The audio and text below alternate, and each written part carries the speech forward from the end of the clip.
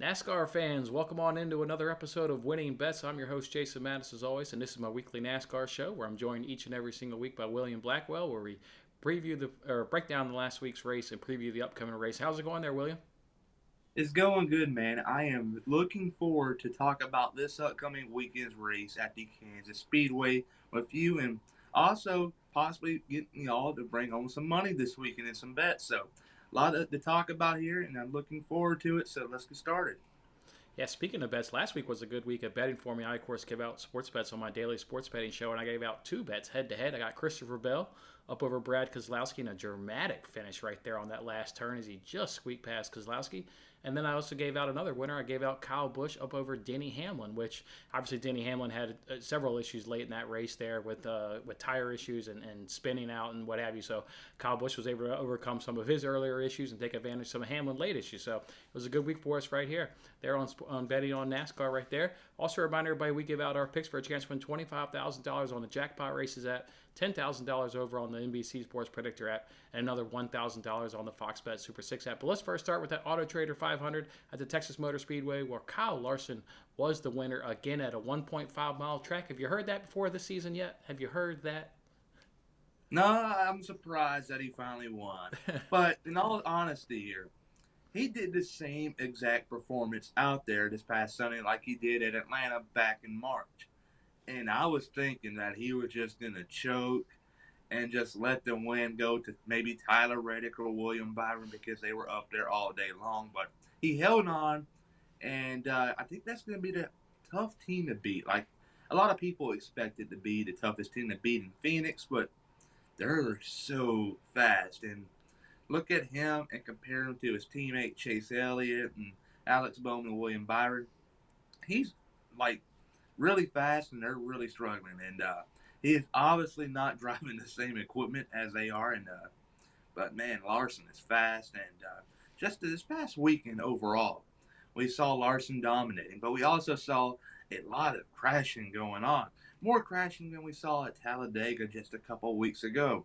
We saw that big wreck on lap 41 with Bubba Wallace, Chastain, Bowman, Priest, Stenhouse, and so many other drivers. And that took out maybe a couple players here and there. But man, just a wreck fest and Kyle Larson winning a very interesting NASCAR race weekend.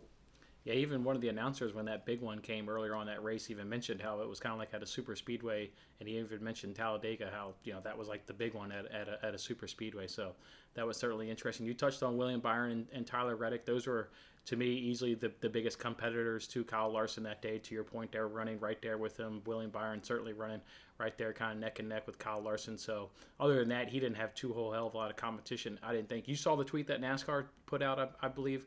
I think it was maybe Monday where Kyle Larson set the record at the 1.5-mile tracks in a single season record. He's now led the most laps in a single season at 1,187 laps. Just been dominant all season long at these 1.5-mile tracks, and it continued obviously in Texas, and I don't see why it can't continue in Kansas. I mean, it's not like you want to go into the championship at Phoenix, on bad momentum. You want to keep it going, keep the team hot, keep everything going. So I see no reason why that's not going to his dominant at these 1.5-mile tracks won't continue this weekend at Kansas. Yeah, a lot of people forget this here. Back in spring when they raced at Kansas, a lot of people say Kyle Larson did not finish inside the top five, top eight, let alone. And that's because on the final restart, he was up front, and him and the 12 car got together, and he lost all that track position. So early on in the spring at Kansas, Larson did not just have a bad outing; he just had a bad restart, and where the 12 car nearly wrecked him. So that's nothing to worry about here if you're a Larson fan wanting to bet on him. No, I mean he led 132 laps earlier on in Kansas. I mean, you're exactly right on that restart. I think he pushed Blaney if I recall, and then he hit the outside wall due to that contact. But yeah, I mean it was just a bad Yeah. restart, and him and Blaney got into it, and obviously gave the win eventually to Kyle Busch. But yeah, but in terms of Texas, though, relatively good race, and I usually don't say that after a Texas race. I think the playoff drama and intrigue added to Texas being a good race this past weekend. But did you also think maybe it was a better race than what Texas normally puts on? Because I thought it was. Honestly, I am confused on like how everybody is hating on Texas. I think it's a great track. when they changed it and repaved it many years ago, back in 2017, if I'm not Mm-hmm. mistaken, before the spring race there where we saw Jimmy Johnson winning. But since then, the track has gotten faster and there are more racing grooves. And I like if you go to turn one, you go outside the marbles, you're going straight into the wall. You should be punished for that, not given a second chance, in my opinion. That's racing. And I think it's produced some good racing here and there. But I think this is the type of track where we do not need to see that compound resin layout all around. I think that track and that layout and that compound does not go hand in hand. And NASCAR's got a track; they just got to learn how to use the compound correctly. And that's the only thing that worries me about NASCAR. Yep. All right. Well said. Anything else you want to say about Texas? No, I like Texas and Kansas are very similar Very on the similar. restarts. Yep. On the restarts, they race like super speedways. Remember Vegas a couple weeks ago? That could be a factor this weekend at Kansas. Maybe in a restart, someone makes a wrong move and it causes a big wreck and may take out your driver. And that's just something to keep an eye on at Kansas. Yep, I actually mentioned that last week. Obviously, we didn't have you on last week's show, unfortunately, but I mentioned how Texas and Kansas were somewhat similar and how we could take a lot from Texas and apply that to this week's race at Kansas. Let's go ahead and look at Kansas, and we got the Hollywood Casino 400 at that Kansas Motor Speedway earlier on the season. We already mentioned it, where Kyle Busch was that winner there. Birthday boy Kyle Busch, if I recall correctly. That was his birthday that day, if I recall correctly. So if I look at Kansas, yeah, you can certainly look at, 1.5 mile, these cookie cutter tracks, but you can also look at Michigan, because Michigan is the same shape. It's got that kind of that D oval shape. Its banking is only 3 degrees different. Obviously, the track length is different, but otherwise, it's kind of like a mini Michigan being at 1.5 miles. So if you want to do any sort of handicapping, I would kind of look at Michigan because of the banking and the shape of this track. It's pretty similar to Kansas. So otherwise, yeah, I'm ready to. Yeah, I'm ready to get in there. So we look at the playoff standings. You got Elliott. He's below the cut line. He's 8 points back. Kozlowski's 15 points back. Truex is 22 points back. And Logano is damn near in a must-win situation at 43 points back. What are you looking forward to this weekend at Kansas? I am looking forward to bold strategy by them four drivers below the cut line. Truex right now is well below the cut line.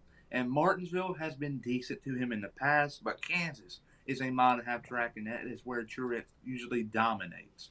And Logano, on the other hand, he has great success here at Kansas International Raceway. Remember, many years ago, he was caught up in some controversy with Matt Kenseth, so this go around, he's not going to be afraid to make a bold move to win the race. And he also won last year's race, for crying out loud. So Logano is going to be someone to keep an eye on. And they're going to fly relatively under the radar. I mean, you mentioned it right there, but just in terms of last week, Truex obviously hit the wall late in that race, and then Logano obviously blowing his engine. I mean, to your point, they got to come back. They got to be some bold strategies. There's a lot of points that guy had to make up and a lot of drivers to go ahead and overcome right there. I've got a question I want to propose to you. I'm leaning an answer, but I'm curious to your take. Hendrick, are they going to put everything into the number 9 over these next 2 races so they can have 2 cars? I mean, right? You want 2 cars in that championship 4 because then you have a 50% chance winning as opposed to 25%. What are you thinking here with Hendrick? Is it all the resources go down to the number 9? I think that's the case because Hendrick Motorsports has 4 drivers: Bowman, Byron, and Elliott and Larson. Larson's already advanced, and Bowman and Byron are out of the playoffs completely. So they're going to give them the same equipment more than likely. But when it comes to at the end of the race, maybe we'll see a Byron maybe leading the race somehow, some way. He might let that position up and let Elliott pass him, but I'm not too sure if NASCAR would take that right, and they might punish him. So we'll see how things go there, but it would not surprise me to see something like that go on, team orders, if you will. But I guess my only thought process on that is, if they would have done that, and I don't disagree with what you just said, like why wouldn't you have done that at Texas? Like Byron was strong at Texas, like really strong. Obviously, he was up there in the front all day with Kyle Larson. So if you were going to implement that strategy, why not just implement it at the beginning of the round? Give yourself 3 races to try and get 2 drivers in that championship 4, rather than see what happens at Texas. Now we're down to 2 races. I know Byron was so strong at Texas, makes me think that they're just a strong team. They have tons of resources, and all 4 of their guys are just strong as they've, generally speaking, been strong all season long. You know what I mean? I don't know. Yeah. Byron was too strong for my liking to think that it's all going to funnel to the number 9 car now at this point. I'll see. Yeah. History is going to be made this weekend. History will be made this weekend. This is the last 550 package in the Gen 6 car. So there's that. This is it.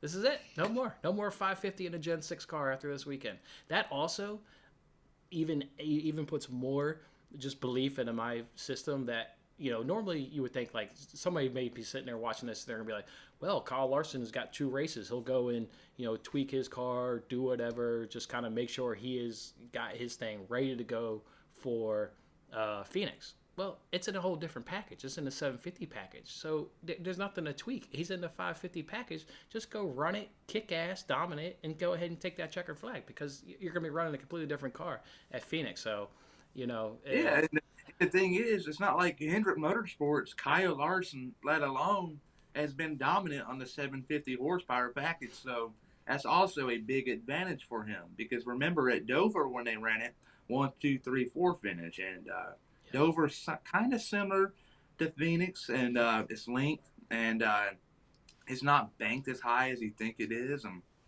But that's something to keep an eye on. But wow, a end of an era, if you will, 550 horsepower package. Very excited to see it go away.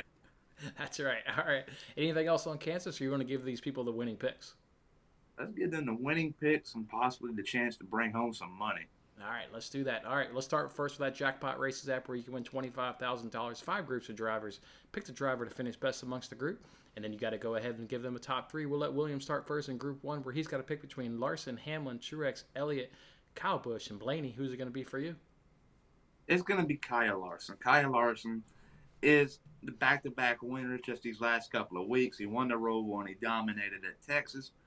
But besides them 2 races, this past year, he's been really quick on the mile and a half, so it would not surprise me one single bit to see him in victory lane. 5 for you. It's 5 for me as well. Talked about how NASCAR sent that tweet out. He's set the record at the 1.5-mile tracks. I mentioned it earlier. The next 2 races use the 750 package, so there's nothing to really, modify on this car to get ready for Phoenix because it's a whole different package. And then also mentioned earlier about how he was really strong at Kansas. We both mentioned he was strong earlier at Kansas. It was just a bad restart where he got into Blaney. So, yeah, I've got nothing tells me that Kyle Larson can't repeat basically what he's done all season long at these 1.5. So, yeah, it's the number 5 for me in Group 1. Let's go ahead and move it over to Group 2 where we got to do between Logano, Keselowski, Harvick, Byron, Bowman, and Kurt Busch. I'll go ahead and go first. I'm going to take Brad Keselowski in this one. He's got the best average finish and driver rating in this group. He was 3rd earlier on the season back in May here at Kansas. He was 9th in Michigan earlier, which, again, to me, I think I think Kansas is a mini Michigan. He's got good momentum. He had a P4 last week at Texas, so he's coming into Kansas good and strong.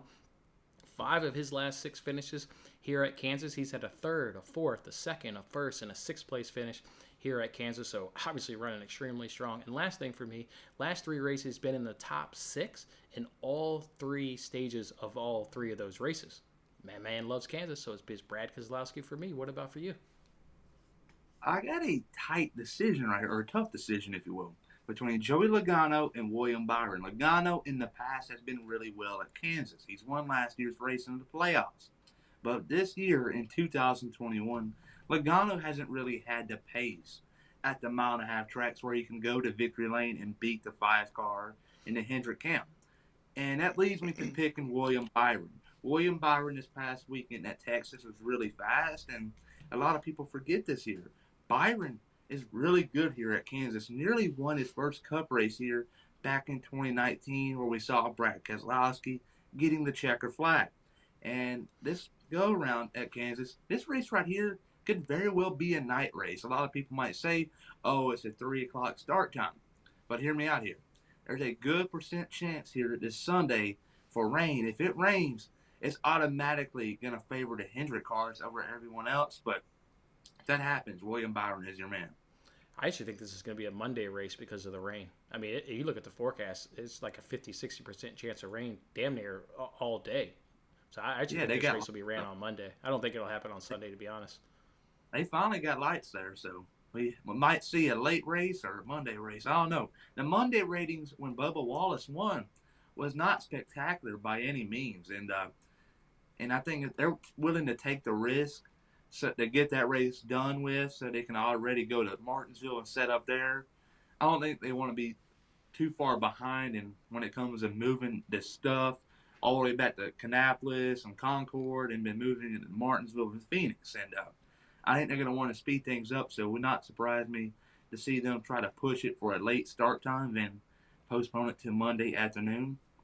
Yep, good stuff. I'll just highlight one thing you said between when you were breaking it down between Byron and Logano. If there's a viewer out there thinking the same thing, don't overthink it. Take the Hendrick driver. They've just if you've narrowed it down to those two drivers or Byron versus somebody else, take the Hendrick car. They've been dominant all season long.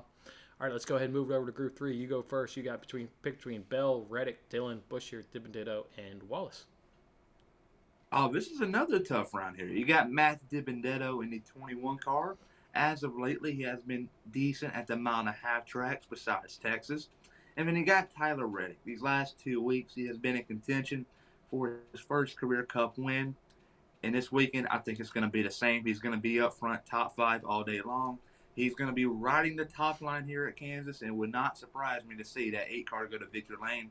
So Tyler Reddick is my pick for this round. That's the second group we definitely agree in because I'm also on Tyler Reddick. Love his consistency. 3 of the last 4 races, he's finished in the top 10. But there's only miss being at Talladega, where you know those are kind of fluky, kind of anything can happen kind of races. So love his consistency right there. He's had 2 top 10s in 4 career races here at Kansas. And you mentioned that high line. He's a great high line driver, and the high line can work at Kansas. I'm with you. I don't know if he can beat Kyle Larson because that's what it comes down to.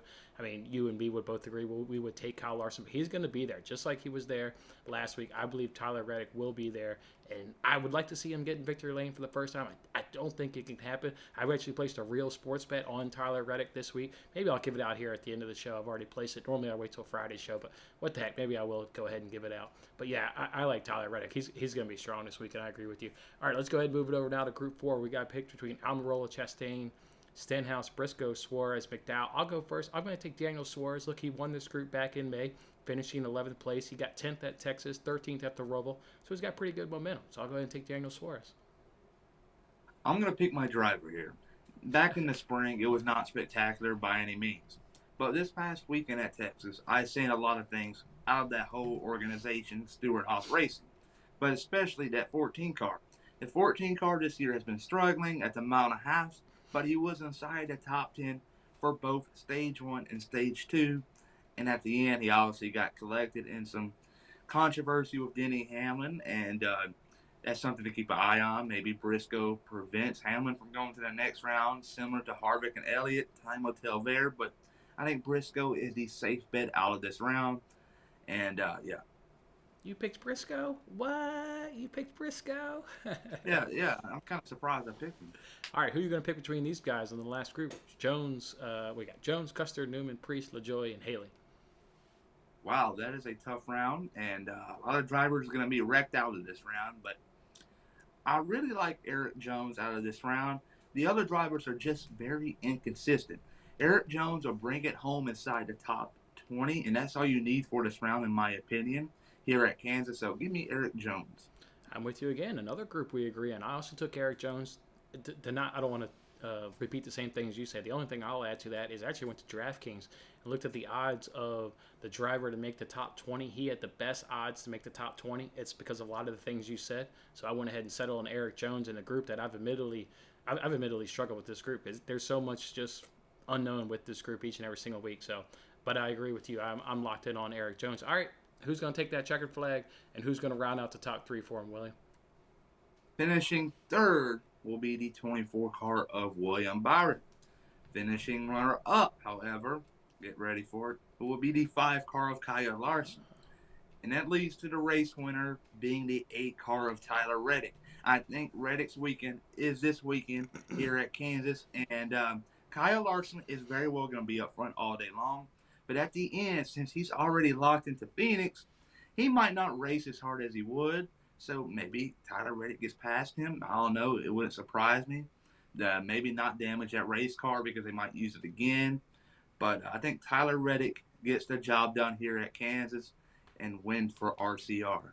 I don't know, man. Kyle Larson, he's a racer. I mean, whether it's dirt, track, pavement, grass, that guy kicks ass. I mean, I hear what you're saying, but to think that maybe he won't be pushing it late. I don't know, man. That boy's a racer. And he's so damn good on these restarts. I hear you. All right, I like that. You went to Kyle Reddick. I like that. I took Kyle Larson getting that checkered flag. I took Kyle Busch in P2, and I took Brad Keselowski in P3 for me right there. Let me go ahead and give out the bet that I've already got on Tyler Reddick. Based on how you predicted him to take that checkered flag, you obviously like this. Over at Bet Rivers, you can get Tyler Reddick to finish in the top 10 at minus 122. I have already locked that bet in. Tyler Reddick to be in the top 10 all day long. All day long. Yeah. That's bringing home some easy money. And if some of y'all out there are just as crazy as I am and about Tyler Reddick possibly winning here this weekend at Texas, go ahead and pick him. You'll bring home some decent amount of money. And Reddick is a driver that is out there that can possibly beat Kyle Larson on any given weekend these last couple of weeks. I have seen a lot, and just from this last couple of weeks, it's making me wonder, when they go into the 2022 season, is it going to be a Larson and Reddick and Byron battle? I don't know. Time will tell. I'm looking up his odds right now to win the race. He's at 22-1. When you start getting into 22-1, those aren't full, like, whatever unit size is. Let's say every bet you do $50. That's not a full unit, but it's worth a little bit of a sprinkle because he's going to be up there towards the end. He's going to have a chance to win it. So yeah, if you want to sprinkle a little bit on Tyler Reddick to win the race at 22-1, yeah, I wouldn't complain I wouldn't disagree with that at all. So, all right, I went 2-0 last week on Real Bet, so just gave you guys a banger of a winner right there. I Tyler Reddick to 5-10. I'm going to give out more winners on tomorrow's Daily Show. Come back for those. William, what do you got going on over there at your channel? This week I am actually putting out NFL videos, and I'm also putting out some NASCAR videos. The Pick 5 contest video will not go up this week, and but I am putting out a very interesting video later on Thursday night about my favorite driver, Chase Briscoe, and Denny Hamlin. I'm going to talk about what happened and what went down on Instagram Sunday night, and do they possibly got beef? I will go over that, and just something interesting to go over, and I'm looking forward to see so many viewers for the video, and hope y'all enjoy it. But most importantly, hope y'all enjoyed this video. This video right now, we are kicking ass when it comes to bets. Last week you won 2 of them, you said. And a week before, or a couple weeks ago, your mother won. So that's what we want to see here. We want y'all to win money. And, yeah, it's making my day. Yeah, I thought Hamlin was a little out of line right there, getting on Briscoe there. I thought that was just racing. I didn't find anything wrong with that. What was it? Earnhardt said it in the broadcast. That's just a young driver trying to cut his teeth in the industry. It's just racing. I don't know. I get it. Hamlin's a playoff driver. He's upset that a non-playoff driver, because I think there's that kind of like gentleman's code of, don't race a playoff driver hard, but he's a young driver. He's trying to make it in the sport. Got no problem with Briscoe doing what he did last week. No problem. And the thing about Briscoe is his owner is Tony Stewart. So if this thing keeps on going further than it is, Stewart's going to tell Briscoe, go after him, wreck him straight off the bat. Right. And that's just one thing to keep an eye on here about Briscoe. And Harvick also. Harvick and Elliott are in a tight battle because Harvick is still upset about Bristol. That could have been his first win of the season. And trust me when I say this, if he would have won that race at Bristol, that would have been a ton of momentum, and he might not have been knocked out of the playoffs early. And so Harvick and Elliott's battle between each other is not over with by any means. And Harvick will try his hardest to not let the 9 car go to Phoenix and race for a championship. I don't think he would hit him, but maybe he would block his line or do something a little less subtle. But I do think it's over in terms of the cars touching and getting together and causing damage. And I don't know. NASCAR apparently had a meeting with them. Apparently it was only NASCAR that did all the talking. Everybody else did the listening. I think it's, what was it? Tony Stewart even came out and did a little interview and was like, yeah, we got to get past this. It happened. Let's move on. I don't know. I guess I disagree a touch. I do think it's over, but that doesn't mean Harvick may block his line or do something like that. But I can't see them getting changing any pain anymore. Maybe for this weekend at Kansas, because it's a very fast track, and if you were to wreck someone, that would be very dangerous. But next week they go to Martinsville, a short track, a lot of bumpers getting hit, and I can possibly imagine seeing Harvick and Elliott getting together. Not wrecking him intentionally, but giving him a bump to knock him out of line. might cost him a couple positions, which is also referred to points nowadays in the playoffs. A position is a point. So that's going to be something to keep an eye on. I bet you we'll see some post-race controversy here these next couple of weeks, especially at Martinsville. Yeah, we definitely will. The intensity is heating up. Obviously, these drivers want to get in that championship four, so the drama, the intensity will certainly be there in Kansas and Martinsville over the next couple of weeks. One more thing before we let William drop, we do want to remind you guys our intention is to do this show live next week for Martinsville and also do it live for Phoenix. We haven't quite settled on a time. It'll be sometime Thursday. Could be during the afternoon. Could be at night. We'll, of course, tweet it out. You guys will have a good advance notice. Make sure you're following William. It's Blackwell72. He'll tweet out the time. And then at Winning Bets Pod will also tweet out the time. We'll let you guys know. But we'll do this show with you guys next week live. We'd love to see you guys interact with us in the comment section. Let you know, you guys let us know what your thoughts are. We'll have a good old time next week doing this show live. So come back to us and hang out with us live on YouTube next week. All right, William, we'll go ahead and let you drop. I'll give these other guys the picks for these other couple games, and we look forward to having you back here next week. We'll recap Kansas, and we'll turn our attention to Martinsville, the cutoff race for the championship four. All right, man. Take care. See ya. All right, well, there you guys have it. Those are our picks for a chance to win $25,000 over on the Jackpot Races app, and I gave you guys a real sports bet that I believe will also be a winner, so go ahead and lock that in. But let's turn our attention now to the NBC Sports Predictor app, where you can win $10,000. They give you all three stages. You got to pick the driver to finish best amongst the stage, and then you also got to give them a top three. NBC is not the only one giving away money. I'm also giving away $25 each and every single week. You guys know that there's a league tab on this game. I've created a Winning Bets League. Go ahead and join that league. Compete against your fellow Winning Bet supporters, and whoever gets the most points each and every single week will win $25. If we take a look and see who won last week, we had a 5-way tie with 50 points. What does that mean? That means that $25 rolls over this week, and Kansas is worth $50 this week. So whoever gets the most points will win $50 this week at the Kansas Motor Speedway. All right, let's go ahead now and jump into our picks. For Stage 1, I'll go ahead and do Brad Keselowski. For Stage 2, I'll do Denny Hamlin. For Stage 3, I'll do Kyle Larson. And for top 3, I'll do Kyle Larson will win. Denny Hamlin will be in P2, and Brad Keselowski there will be in P3. So a little bit different, but otherwise generally the same as Jackpot Races. All right, let's round out the show by jumping over to the Fox Bet Super 6 app, where we can win $1,000, 6 questions, answer all 6 questions, split that $1,000 prize. Question number 1 is which driver will finish in the best position? I'll go ahead and do Denny Hamlin on this app. How many Fords will be in the top 10? I'll say there will be 2, and I think it'll be Harvick and Keselowski will be those 2 Fords in the top 10. How many Toyotas will be in the top 10? Well, I'll go ahead and say 3. I think it'll be Busch, Truex, and Hamlin will be the 3 Toyotas in the top 10. And how many Chevys will be in the top 10? I'm going to go with 5, and it's simple math, folks. I don't have to tell you the drivers. It's simple math right there. Question number 5 is which driver will finish in the worst position? I think it'll be Joey Logano. And question number 6 is which Cup driver will have the most points at the end of this race? I'll go ahead and say Denny Hamlin will do it. All right, guys, those are our picks for a chance to win $25,000, $10,000, another $1,000 across 3 apps.